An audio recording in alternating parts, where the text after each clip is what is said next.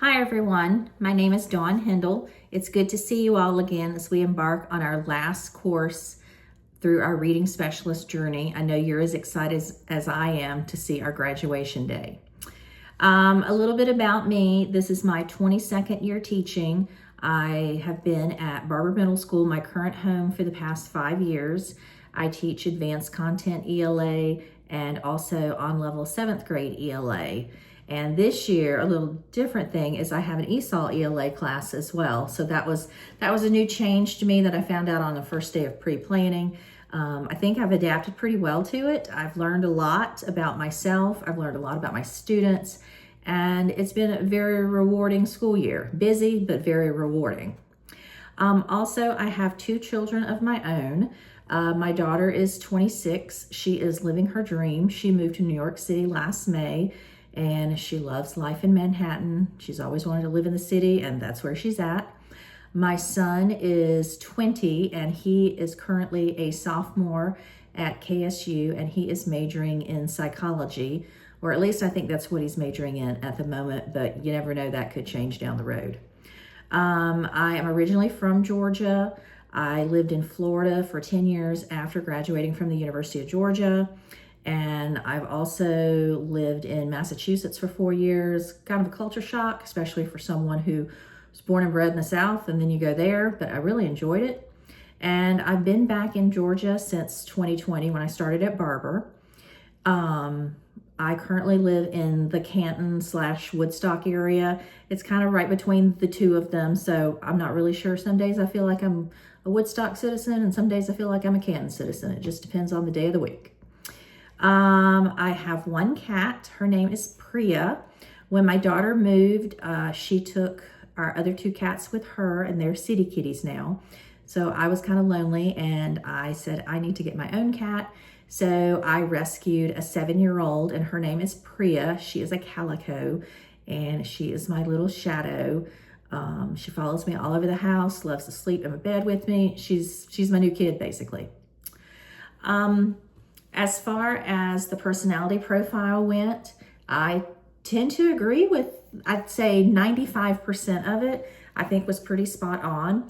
Apparently I'm a logistician, and I wasn't too surprised by that. It says I'm the backbone of society. I embody reliability, practicality, and unwavering dedication. I would think, both of those apply to me in my professional and personal lives. It says my strength, this one, I had to chuckle at it.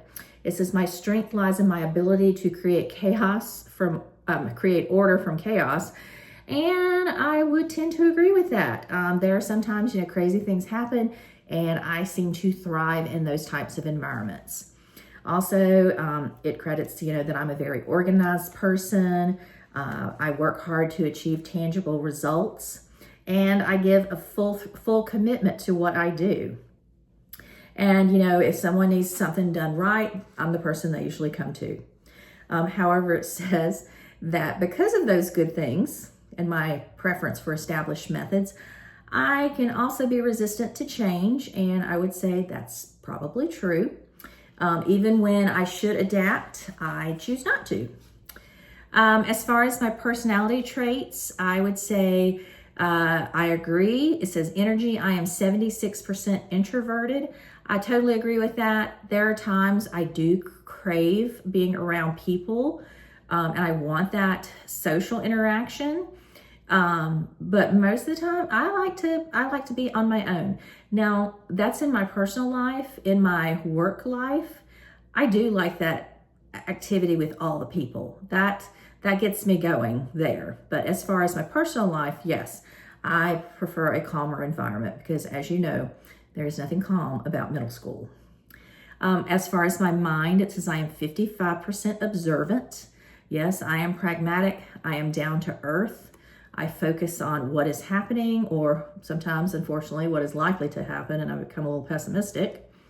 My nature is 57% thinking. I focus on objectivity and rationality, and I look at social harmony. And I would say that is true. I tend to avoid conflict. I want to look for a peaceful solution, and I just want to base that on facts. And let's just, do Do what is practical. My tactics, I am 74% judging. It says I'm likely organized, very organized. I'm decisive and thorough, and I value structure and planning over spontaneity. Yes, I am not a very spontaneous person. I don't remember the last time I did anything spontaneously. It's probably been, at this point, decades. As far as my identity, I chuckled at the use of this word. If I am 75% turbulent, thought that was an interesting word. It says you're likely self-conscious. Yeah, I'd say so. I'm sensitive to stress. Yeah, I'm success-driven. Yes, because I'm already considering what can I do after getting this master's. A perfectionist. Yes, I can be a bit of a perfectionist, and that gets me into trouble. And I'm eager to improve. I do like to consider myself a lifelong learner, and I'm always wanting to grow, and I want to learn about new and different things that I don't know anything about, whether it's something about me personally or something about the world. I always want to know what is going on. It also said that I am logical and a fact-oriented person with that type of mindset, and that serves me well in my analytical tasks. As far as being an analyst and analytical, I don't know about that sometimes. It says it can overshadow the emotional aspects for me. And I don't know. That's the one area where I did disagree with the survey. It said I was, my emotional independence might not be where it should be, but I don't know. I feel like I'm pretty emotionally independent. So I'm not sure where that's coming from. I guess there was some question. Maybe I clicked the wrong answer. Who knows? But it said, despite any of these challenges that I may face, because sometimes, focusing so much on what's right and not considering, the other reasons, especially if it's something to do with emotions or personalities or whatever, I might overlook some things. And it says that can cause misunderstandings in my personal relationships where emotional nuance is crucial. However, despite all that, I have a lot of integrity, and I'm a very dependable person, and that makes me an invaluable friend. And I would say that I am an invaluable friend. I have a very tight, small friend group, and we've been friends for years now. It says also I would do the same as a partner and a colleague, and I believe that's true. When I'm in any type of relationship, whether personal or professional, I give it my all, and I want to make sure that the people I'm working with or the people that I choose to spend my time with understand that they can depend on me, that, if things need to get done, they can rely on me. And it says my challenge lies, though, in balancing my need for structure with the flexibility required to thrive in an ever-changing world. And I guess considering the state of our world these days, yes, maybe perhaps I am a little inflexible in some things. But again, I want to do what's right for people, and that's an important thing for me. As far as my career path, it says I shine brightest in roles that allow me to apply my exceptional organizational skills. And I would agree with that. Yes, I keep a neat and tidy desk at home, at school. I can't stand for things to pile up.